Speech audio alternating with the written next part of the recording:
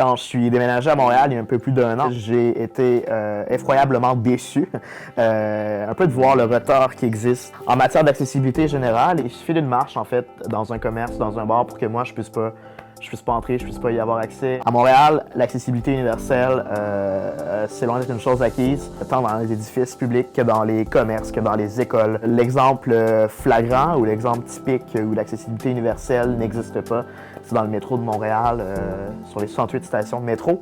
Il y en a à l'heure actuelle 8 qui sont accessibles aux personnes à mobilité réduite. Quand j'ai été à Londres, par exemple, c'est le moment que je me suis senti en fait le plus libre, le plus autonome dans ma vie, c'est de pouvoir me déplacer d'un point A au point B avec une pareille aisance, quelque chose que j'avais jamais ressenti avant. J'ai pu voir que tant à Bruxelles qu'à Lyon, qu'à Londres, qu'à beaucoup d'autres endroits, il faisait beaucoup mieux qu'à Montréal. Fait que j'étais un peu tanné, j'étais un peu frustré de me retrouver si souvent à la porte dans les lieux publics. Devant cette injustice, j'ai fait appel au gars de Portrait de Montréal.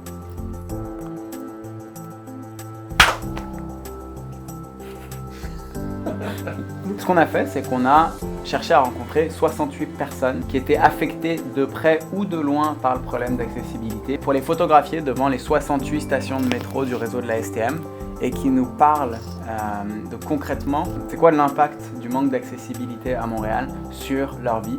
J'essaie d'être présente pour mes 2 filles le plus possible. L'une d'entre elles est en 6e et va présenter sa première pièce de théâtre cette semaine. Mais je ne pourrai pas aller la voir parce que son école n'est pas accessible. Je ne peux pas voir mon père quand je veux. Pour ma fête, j'étais supposé le voir, mais la personne qui devait venir le chercher n'a pas pu venir. C'était plate de ne pas pouvoir le voir le jour de ma fête. Quand je me suis cassé le coccyx, ça a changé ma perspective sur les déplacements. Avant, je me demandais comment je peux aller à telle place. Et quand je guérissais, c'était est-ce que je peux me rendre à telle place.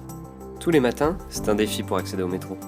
Les gens te voient avec la poussette, ils savent, mais soit ils regardent ailleurs, soit ils se dépêchent. Certains sont dans leur bulle et n'ont pas du tout conscience que ça peut être un problème pour d'autres.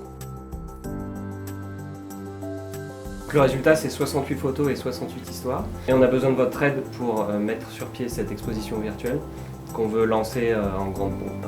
Le but, c'est d'inviter les médias, c'est d'inviter les participants, c'est de vous inviter vous, d'inviter les décideurs publics, d'inviter des représentants de la STM et simplement réunir beaucoup de monde qui peuvent faire une différence sur l'accessibilité. Ça dépasse de loin les personnes qui sont en fauteuil roulant, ce problème d'accessibilité. Et c'est ce qu'on a essayé de démontrer à travers le projet À la porte. Regarde, Kevin, c'est comme ça qu'on fait. Moi, c'est un projet qui me tient énormément à cœur parce que malgré toute l'aberrance de cette inégalité-là, il y a encore beaucoup de gens, je pense, qui ne sont pas conscients, qui ne sont pas sensibilisés à ces injustices-là. Puis c'est peut-être une des raisons qui explique pourquoi, encore en 2015, 15% de la population a seulement accès à 11% du réseau de métro et à maints autres édifices publics. Je pense que c'est important de faire de la pression sociale auprès des élus, auprès des gouvernements pour leur faire part de notre désaccord. Il va y avoir une pétition qui va être lancée, qui va être envoyée au gouvernement pour, un peu comme il se fait en France, en Ontario, en Colombie-Britannique et ailleurs, avoir une loi cadre sur l'accessibilité universelle qui inciterait les lieux publics à devenir accessibles à tous comme ils devraient l'être. Contribuer à cette campagne Indiegogo, c'est pas simplement contribuer à l'organisation d'un événement, c'est s'assurer qu'au lendemain du lancement du projet À la porte, il n'y ait plus personne qui puisse dire « le problème d'accessibilité, j'étais pas au courant ». Tous ces humains que vous découvrirez dans les 68 histoires qu'on a réalisées sont comme vous, sont comme nous. Ils ont des droits, ils ont le droit à l'accessibilité universelle. C'est important que vous souteniez ce projet.